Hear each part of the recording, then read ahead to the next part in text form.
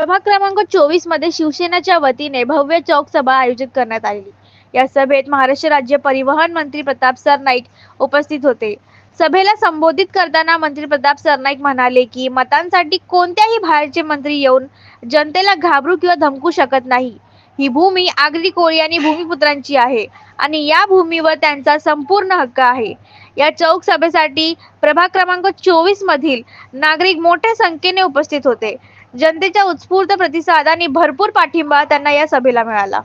आप देख रहे हैं बेधड़क खबरें। अशा पद्धतीने कोणी जर दादागिरी करत असेल, मी पण राज्याचा मंत्री आहे, परिवहन मंत्री म्हणून काम करत आहे आणि ह्या उत्तनवासियांनी पालीवासियांनी शिवसेनेवर नेहमीच प्रेम केलेलं आहे, शिवसेनेला भरभरून मतदान केलेलं आहे आणि अशा परिस्थितीमध्ये जर दादागिरी कोणी आमच्या कोळी बांधवांना करत असेल तर प्रताप सरनाईक सहन करू शकणार नाही। तुम्हाला काम करायचं असेल तर नसेल तर नका करू हो। प्रताप सरनाईक सक्षम आहे या परिसराचा विकास करायला, परंतु दादागिरी करून मतं मागता कामा नये। हे भूमिपुत्र आहेत।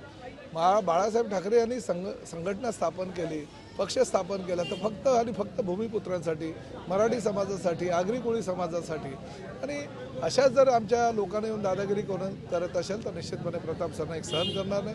डोंगरीवासियांना आणि प्रामुख्याने 145 विधानसभा मतदारसंघातील पाली आहे, उत्तन आहे, या परिसरामध्ये विकास कामं प्रताप सरनाईक करेल। तिन्ही नगरसेवक आमचे निवडून येणार आहे, त्यांना आशीर्वाद जनतेने दिलेला आहे आणि भरीव काम ते करतील आणि मीरा भाईंदर महानगरपालिकेवर भगवा फडकेल। आज आमचे लाडके परिवहन मंत्री प्रताप सरनाईक उत्तनमध्ये चौक सभेसाठी आले होते आणि त्यांनी इथे आम्हाला आश्वासन दिलेलं आहे, उत्तनच्या लोकांना आश्वासन दिलेलं आहे आणि उत्तनचे लोक खुश झालेले आहेत आणि प्रताप सरनाईक साहेब जेव्हा बोलतात ते करून दाखवतात।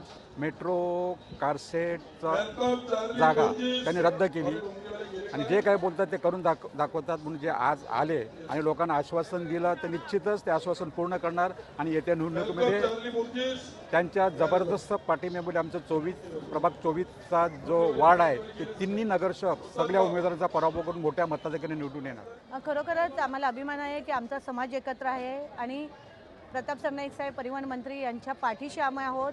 त्यांच्याच आशीर्वादाने आम्हाला उमेदवारी मिळाली आणि त्यासाठी आमचा हा समाज, पूर्ण कोळी समाज असो, हिंदू समाज असो, मुस्लिम समाज असो, हा पूर्ण ताकदीने आमच्या पाठीशी उभा आहे आणि त्याची शाश्वती आम्ही सरनाईक साहेबांना दिलेली आहे। त्यांच्या आशीर्वादाने आम्ही विजयी होऊ ही नक्कीच आहे। आज कितीतरी म्हणजे मोठ्या संख्येने इथे लोक उपस्थित होते आम्हाला आशीर्वाद देण्यासाठी आणि सरनाईक साहेबांचे 2 शब्द ऐकण्यासाठी।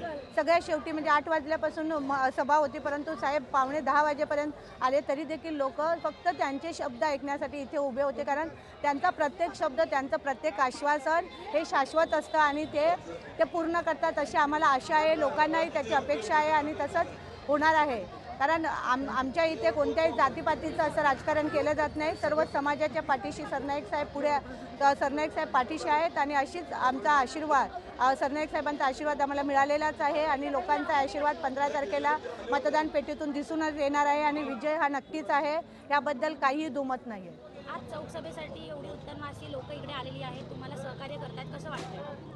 आमचे लाडके नेते परिवहन मंत्री प्रताप सरनाईक साहेब, त्यांच्यावर लोक फार प्रेम करतात।